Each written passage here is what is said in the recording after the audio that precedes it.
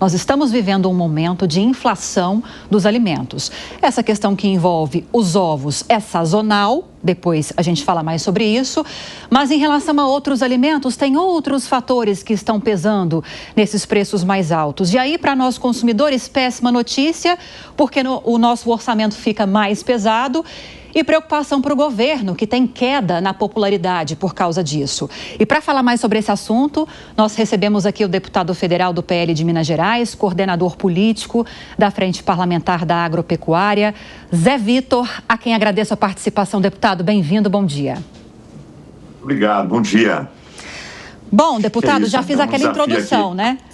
Já fiz aquela introdução, preocupação para o governo com queda na popularidade, preocupação para a gente como consumidores, porque o nosso orçamento fica mais caro, fica mais pesado.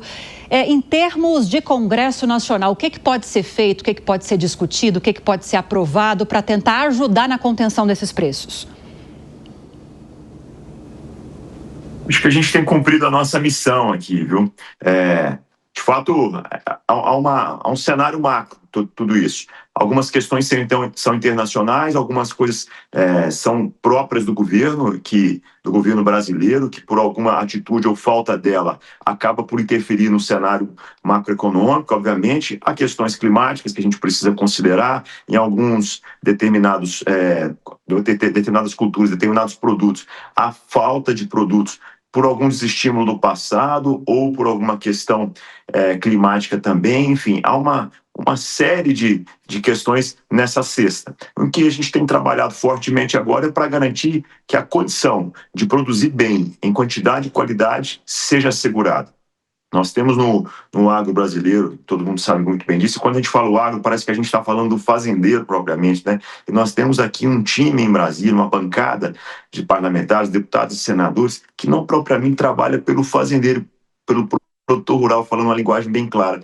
Nós trabalhamos pelo benefício do setor, e o benefício é esse: garantir alimento na mesa de todo mundo a um preço acessível e uma qualidade indiscutível. Como é que a gente cria esse ambiente? A gente precisa, primeiro, de uma política clara de crédito. Nós temos muitos produtores endividados e esse vai ser certamente um dos assuntos desse ano, a recuperação do crédito, a renegociação de dívidas. Esse certamente é um assunto que vai estar na mesa das grandes discussões de Brasília. Paralelamente a isso, como é que a gente financia esse setor agropecuário brasileiro, desde o Plano Safra, que já não é o grande financiador mais do país, até as outras formas de financiamento, como é que a gente mantém esse sistema de pé para a gente poder ter condição de produzir alimentos para o Brasil e para o mundo, mas em especial para os brasileiros, do qual o agro tem um orgulho enorme de poder contribuir. Então, é um grande debate, são várias frentes. E o que importa também é o governo precisa fazer a sua lição de casa. Algumas atitudes têm sido ferozmente utilizada e devidamente utilizada e para poder influir em câmbio, influenciar em taxa de juros, e isso acaba lá na ponta influenciando a produção de alimentos e influenciando o supermercado, que chega logo na mesa dos consumidores, né? Deputado, a questão do café, né, é uma questão quase que mundial, né? O nosso dia a dia do café é cada vez mais caro e, como o senhor falou, perda de atratividade, né? Quer dizer, a questão do leite também. O Brasil viu uma crise hoje no setor leiteiro. Nós temos o agro é muito grande e o Brasil tem uma capacidade de produção enorme. Então, a gente tem uma diversidade impressionante, né? No leite, um número interessante, nós temos aproximadamente 1.200.000 produtores de leite registrados no país. Aproximadamente 700 a 800 mil têm isso como a sua atividade principal. A nível de informação, a Argentina tem aproximadamente 12 mil produtores. Observe o quanto o leite, além de economicamente importante, é socialmente importante para o Brasil.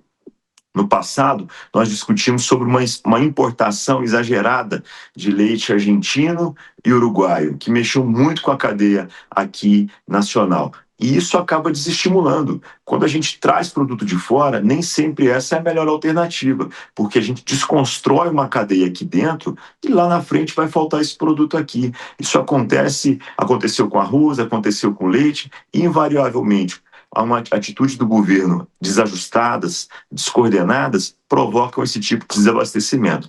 O café viveu há 5 anos uma das suas piores crises.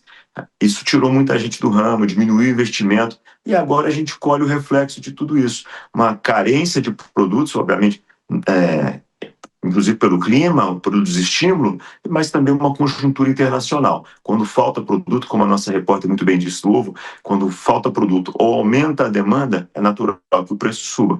Quando isso se soma à questão do dólar, então, fica muito maior. Então é uma discussão macro, o que importa é a gente ter condições para produzir bem, como eu disse, em quantidade e qualidade suficiente, e a gente precisa de um ambiente econômico que permita que as famílias tenham renda. O problema do Brasil hoje não é o desabastecimento, não falta alimento. O que falta é renda para as famílias que têm tido a sua renda comprometida pela inflação. Agora, deputado, o governo tem tentado encontrar alternativas, além da questão do crédito para o setor agropecuário, muito importante essa questão que o senhor citou, para tentar minimizar o preço dos alimentos. E aí nós trouxemos uma informação mais cedo aqui, quero te ouvir sobre isso, que é essa prorrogação do aumento da mistura do biodiesel no diesel, porque isso traria um impacto na cadeia produtiva, até a prateleira dos supermercados, com o preço, inclusive, dos alimentos mais alto. Queria te ouvir sobre isso, vamos dizer assim, essa prorrogação dessa medida afeta o setor, preocupa o setor. Mais cedo o Beraldo falou sobre os produtores estarem já preparados para esse aumento na mistura e agora, de repente, o governo recua na medida. Isso. Acho que a questão maior é previsibilidade. Está faltando muito isso para o Brasil, sobretudo para o setor de combustíveis. Tanto no biodiesel quanto no etanol, que tem ali um planejamento necessário para que isso se concretize. E essa é uma palavra que tem faltado nessa política, tanto da Petrobras quanto do próprio governo. Ninguém quer e suporta combustíveis caros. Mas nós estamos falando de um projeto nacional, estruturante. Quando nós discutimos e aprovamos aqui o aumento do biodiesel, a gente conduziu um grande debate, desde o setor automotivo, que dia a dia vai ter que se preparar para a sua renovação de frota, como também para o setor produtivo, o setor propriamente de grãos, de soja, enfim, e de outras culturas, se preparou para chegar nesse momento. Então, nós criamos um ambiente favorável para a modernização da nossa frota, que isso exige um grande investimento no setor automotivo, mas também preparamos um grande investimento e planejamento do setor agropecuário. Quando a gente fura isso, é o que nós falamos agora há pouco, a gente desconstrói e desmotiva uma cadeia. A falta de previsibilidade é um grande problema, inclusive para a disponibilidade de alimentos. Pode não parecer nesse momento para o governo que busca uma atitude imediata, mas desconstrói toda uma política que vinha sendo discutida e que seria, então, enfim, implantada. O mesmo acontece para o etanol. Quando a Petrobras não tem uma linha clara, e assim eu acho que o governo estaria disposto a qualquer coisa, até quebrar a Petrobras para poder manter um projeto político, isso nos assusta muito, porque essa previsibilidade também traduz em investimento no setor de etanol. Então, qualquer mexida em pequenas porcentagens que parece pequeno e que a gente parece estar ajudando um setor ou ajudando a população, na verdade a gente pode estar desmotivando e desconstruindo uma grande cadeia que lá na frente a conta vai chegar. Nós conversamos com o deputado federal do PL de Minas Gerais, coordenador político da Frente Parlamentar da Agropecuária. Muito obrigada pela entrevista, deputado. Um bom trabalho, bom dia. Obrigado, bom dia.